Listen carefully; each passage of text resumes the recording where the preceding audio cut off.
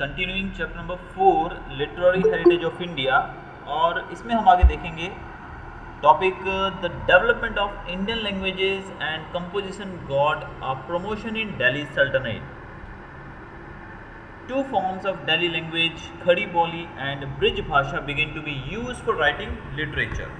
तो भारत में हमने देखा कि किस प्रकार से अलग अलग भाषाओं का प्रयोग होने लगा, अलग अलग भाषाओं के कारण अलग अलग तरह से लेखन कार्य यानी कि लिटरेचर लिखा जाने लगा, जिसको अलग अलग भाषाओं में अलग अलग राइटर्स ने लिखा।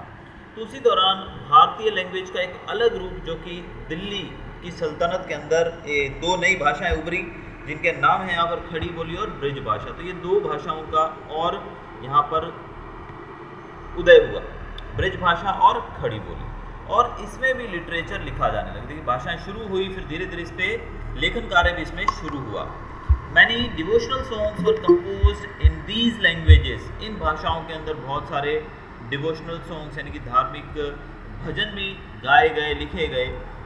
Many heroic poems and stories was composed in Rajasthani language, which is similar to Hindi and Gujarati। इसके साथ साथ बहुत ही heroic poems यानी कि वीरता रस से भरी हुई कविताएं और कहानियां जो थी वो लिखी गई, और लिखी गई कौन सी भाषा में?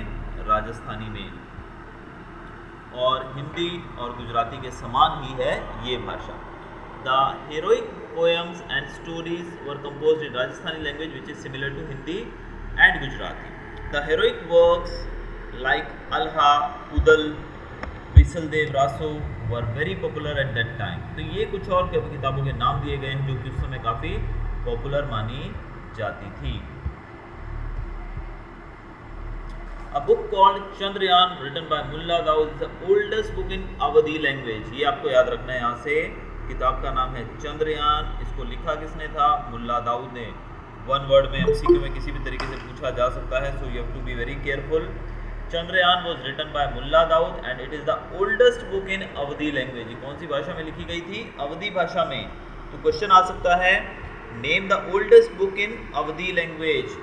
However, the critical appreciation of the ancient books was still written in Sanskrit language। अब जब किताबें लिखी जाती है तो उनको अप्रिशिएट किया जाता है क्रिटिक्स के द्वारा। जैसे आप जानते हैं कि जैसे मूवीज़ रिलीज़ होती हैं तो उनके मूवीज़ के रिलीज़ के बाद जो क्रिटिक्स होते हैं जो कि उसकी हमें रिपोर्ट पेश करते हैं कि मूवी कैसी है, अच्छी है, ख़राब है, तो वो अपना व्यू देते हैं जिनको क्रिटिक्स कहा जाता है। वैसे ही इन किताबों का भी क्रिटिकल अप्रिसिएशन किया जाता था, लेकिन भले किसी भी भाषा में लिखी गई हैं लेकिन इनका क्रिटिकल अप्रिसिएशन जो था सिर्फ और सिर्फ संस्कृत भाषा में ही किया जाता था। Persian was the language of court of Delhi Saltanat. तो दिल्ली की जो सल्तनत थी उसके कोर्ट की लैंग्वेज को पर्शियन माना जाता था। अब ये भी याद रखने वाली बात है कि which language was the court language of Delhi Saltanat. तो answer is Persian. Consequently many Persian words are seen in Indian languages. इसी कारण से भारतीय लैंग्वेज के अंदर जो भी भारत की भाषाएं हैं उनके अंदर पर्शियन भाषा से लिए गए काफ़ी शब्द सम्मिलित हैं। Many historians emerged out during this period। We get proper description of Indian history through Turkish writer in Persian language। और इस तरीके से बहुत सारे historians इस समय खड़े हुए, यानी कि इस समय काफ़ी सारे historians का जन्म हुआ और हमें इसके बारे में प्रॉपर डिस्क्रिप्शन मिलता है through Turkish writer in Persian language. तुर्की के जो राइटर हैं उन्होंने जब पर्शियन भाषा में लिखा है उससे हमें काफ़ी इन चीज़ों के बारे में ज्ञान मिलता है। अब एक और राइटर का नाम आ रहा है जो कि बहुत इंपॉर्टेंट यहाँ पर पूछा जाता है ज़्यादातर, ज़ियाउद्दीन बरानी। इनके द्वारा लिखी गई किताब थी जिसका नाम था तारीख़े फिरोज शाही। ये आपको याद रखना है। और इस किताब से हमको क्या पता लगता है? खिलजी रूलर्स के बारे में हमको पता लगता है। खिलजी डायनेस्टी के जो रूलर्स थे, तुगलक राजा जो थे, इनके कार्यकाल के बारे में हमें पता लगता है। तो ये आपको ध्यान रखना है कि ज़ियाउद्दीन बरानी के द्वारा लिखी गई किताब है तारीख़े फिरोज शाही, और इसमें हमें खिलजी रूलर्स और तुगलक रूलर्स के बारे में पता लगता है। He also wrote a book on political theory called फतवाए Jahangiri. इन्होंने पॉलिटिकल थियरी यानी कि राजनीति के ऊपर भी एक किताब लिखी थी जिसका नाम था फतवाए जहांगीरी। ये किताबों के नाम आपको पता होने चाहिए। मैं तुमको एक बुक लीजिए, उसके अंदर आप अलग अलग बॉक्सेस बनाइए, राइटर्स के नाम लिखिए और राइटर के द्वारा लिखी गई किताबों के नाम उसके सामने लिख दीजिए और हर रोज आप एक एक राइटर के द्वारा लिखी गई कुछ कुछ किताबों को लर्न करेंगे तो वेरी सून आप इस सबको याद कर पाएंगे, क्योंकि इस चैप्टर में से काफ़ी क्वेश्चंस पूछे जाते हैं जो कि वन वर्ड में रहते हैं। The most outstanding literary figure of this period was Aamir Khusro. He was a poet, historian, mystic saint and composer of music. He was also a disciple of Nizamuddin Auliya.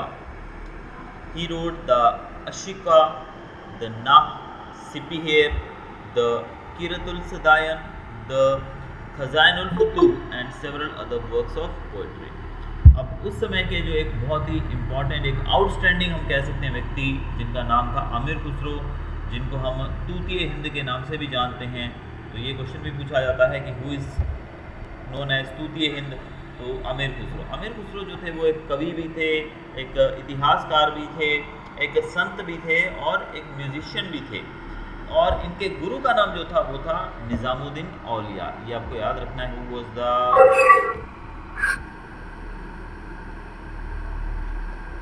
Guru of Aamir Khusro. तो आमिर खुसरो के गुरु जो थे वो थे निज़ामुद्दीन औलिया। इनके द्वारा लिखी गई किताबों के नाम नीचे दिए गए हैं, आप उनमें से कुछ याद रख सकते हैं। कई बार कुछ पूछा जाता है कि हु रोट नाह और हु इज द राइटर और पोएट ऑफ सिपिहर, तो यहाँ पर आपको आंसर लिखना होगा Aamir Khusro. He took great pride of his being an Indian and praised India as the earthly paradise. अब आमिर खुसरो जो थे उनको बड़ा गर्व था कि वो भारत के निवासी हैं और उन्होंने अपनी रचनाओं के अंदर, अपनी कविताओं और कहानियों के अंदर, किताबों के अंदर इंडिया को अर्थली पैराडाइज के नाम से संबोधित किया है। अर्थली पैराडाइज मतलब धरती का स्वर्ग। He praised India's flora, fauna, its beauty, its buildings, its knowledge and learning. He strongly believed that in many respects the essence of Hinduism resembled Islam.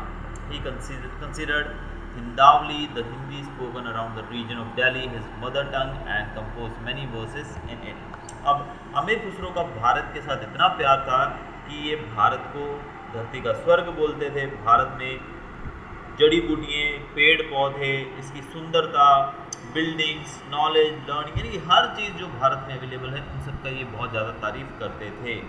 और इनका मानना था कि हिंदुइज़्म जो है वो काफ़ी हद तक इस्लाम से मेल खाता है, यानी कि इन्होंने दोनों धर्मों को एक जैसा समझकर बताया। Although Aamir Khusro he was not Hindu, but फिर भी उन्होंने हिंदुइज़्म को काफ़ी सपोर्ट किया।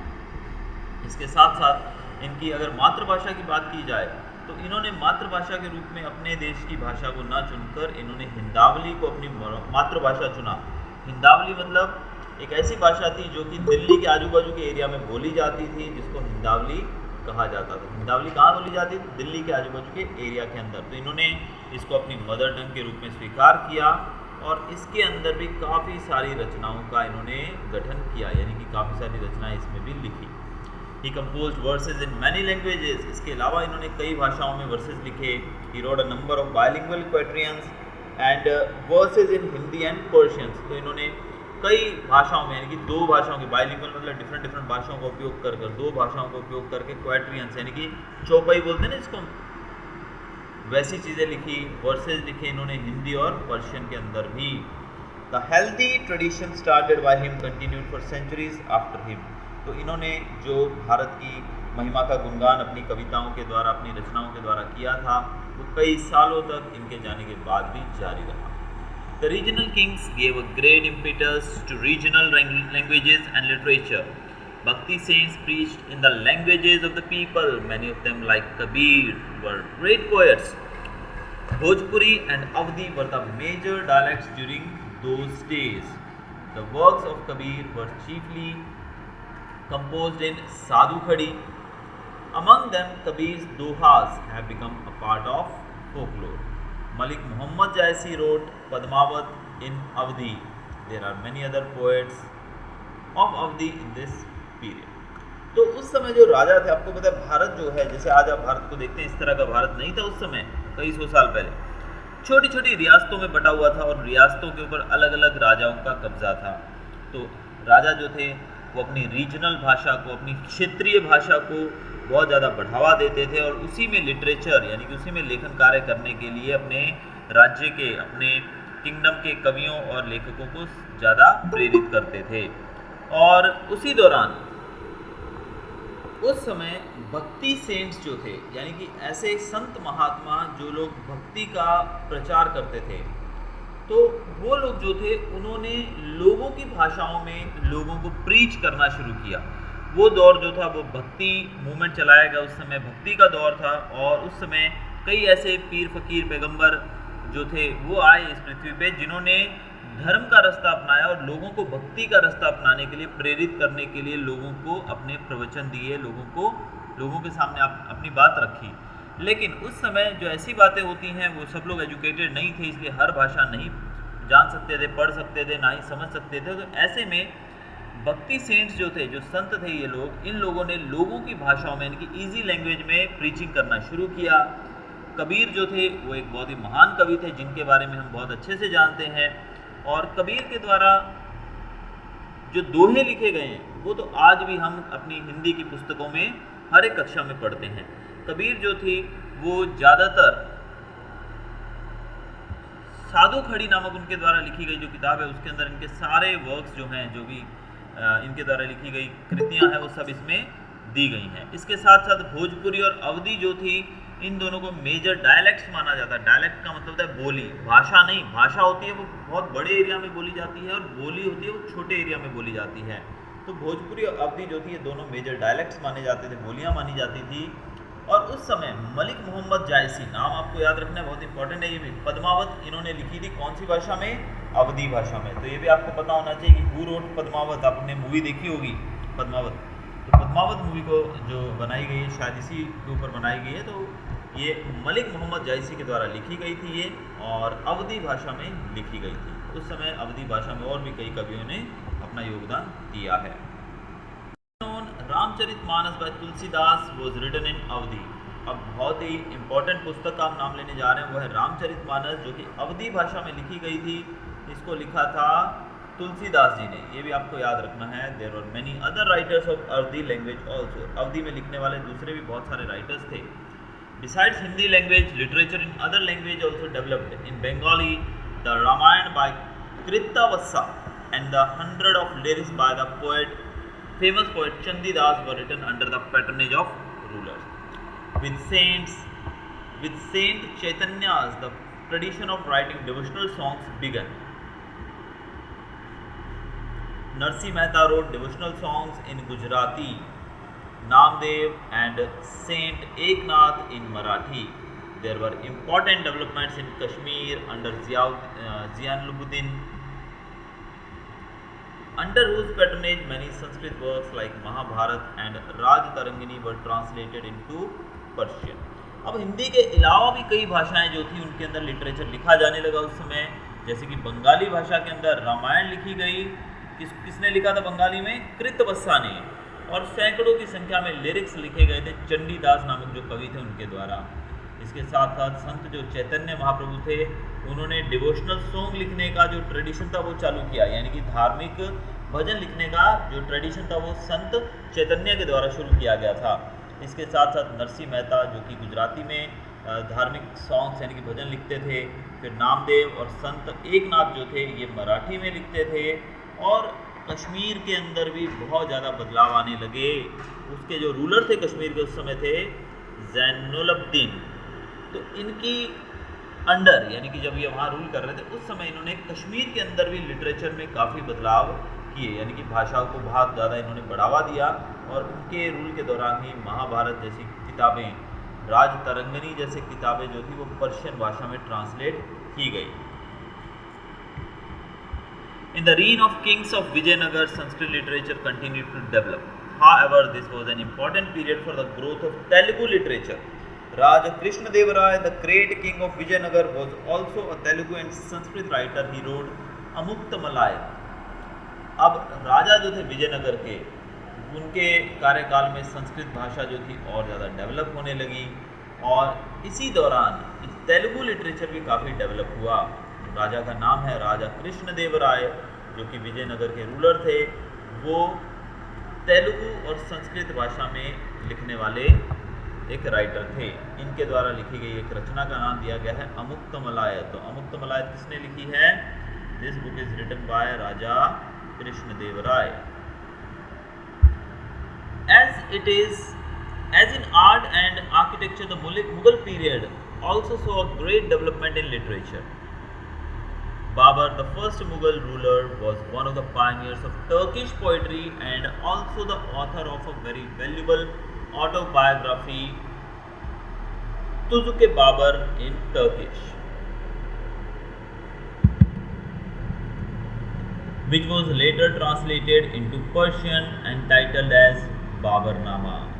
अब बहुत ही इंपॉर्टेंट चीज़ें यहाँ पर दी गई हैं हमारी हिस्ट्री से जुड़ी हुई कि मुगल पीरियड जो था उसने आर्किटेक्चर में तो जो डेवलपमेंट की थी वो की थी, लेकिन इसके साथ साथ लिटरेचर में भी मुगल पीरियड में काफ़ी डेवलपमेंट हुई। बाबर जो कि पहले मुगल शासक थे, बाबर जिनका नाम हम पहले मुगल शासक के तौर पे लेते हैं, उनको पायनियर कहा जाता है टर्किश पोइट्री का, यानी कि तुर्की भाषा में जो कविताएं लिखना शुरू हुआ वो शुरू करने वाले जो थे वो थे बाबर।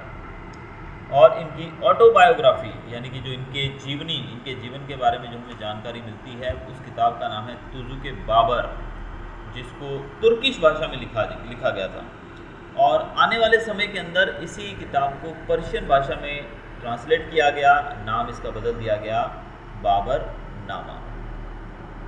तो ये आपको याद रखना है, बाबरनामा जो है वो किताब जो है वो पर्शियन में बाबरनामा कहलाती है और तुर्किश भाषा के अंदर इसको तुज़ुक-ए बाबर कहते हैं। इसके अंदर हमें जो मुग़ल रूलर जो थे, पहले मुग़ल रूलर बाबर, उनके जीवन के बारे में पता लगता है। दूसरे हैं यहाँ पर गुलबदन बेगम। ये जो थी ये रूलर हुमायूं जो थे उनकी सिस्टर थी और इन्होंने हुमायूं के जीवन के ऊपर हुमायूंनामा लिखा। ये भी आपको याद रखना, बहुत इंपॉर्टेंट टॉपिक है ये भी, कि बाबरनामा जो था उसी को तुज़ुक-ए बाबर भी कहा जाता है तुर्किश भाषा के अंदर। और गुलबदन बेगम जो कि हुमायूं की बहन थी, उन्होंने हुमायूंनामा लिखा है। जहांगीर ने अपनी ऑटोबायोग्राफी लिखी है जिसका नाम है तुज़ुक-ए जहांगीरी। औरंगज़ेब जो थे वो भी एक अच्छे राइटर थे। और लास्ट मुग़ल एम्परर जो थे बहादुर शाह जफ़र, ये भी उर्दू के एक अच्छे कवि माने जाते थे। तो हमने देखा कि जितने भी रूलर्स के बारे में हमने देखा ये इस पैराग्राफ के अंदर मुग़ल रूलर्स, वो सब के सब कवि और लेखक थे। Hindi literature made significant progress during Akbar's reign.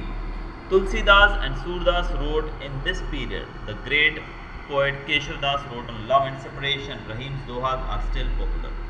Hindi literature जो थी वो अकबर के काल में ज़्यादा पॉपुलर हुई। तुलसीदास, सूरदास जैसे लेखक कवि थे, उन्होंने अकबर के कार्यकाल में ही लिखना शुरू किया। इसके अलावा केशवदास नामक जैसे कवि थे, उन्होंने मिलन और बिछोड़े के ऊपर कविताएं लिखी हैं, यानी कि प्यार और सेपरेशन, जब अलग हो जाते हैं दो प्रेमी, उसके ऊपर इन्होंने अपनी कविताएं लिखी हैं। और रहीम के दोहों की बात की जाए, ये तो हम कभी नहीं भूल सकते हैं, आज भी हमारे साथ दोहे जो हैं चले आते हैं। Many noteworthy books were written during this period. इसी दौरान बहुत सारी और भी किताबें लिखी गई जिनका नाम आपको याद रखना है। सारे इस चैप्टर के अंदर से इसी तरह के प्रश्न आएंगे। किताब का नाम आएगा, राइटर पूछा जाएगा, राइटर का नाम आएगा और लिखी गई किताब का नाम पूछा जाएगा। अब अबुल फजल जो थे, यहाँ पर नाम मिस्टेक दी गई बेटा, it is not Abdul Fazal, it is Abul Fazal. Abul Fazal जो थे उन्होंने किताब लिखी थी आईनाए अकबरी और अकबरनामा। तो क्वेश्चन पूछा जा सकता है अकबरनामा किसने लिखा, आईनाए अकबरी किसने लिखी? It is Abul Fazal, not Abdul. Ain-i Akbari के अंदर भारतीय customs, manners, religion, philosophy, economic condition and almost every aspect of life.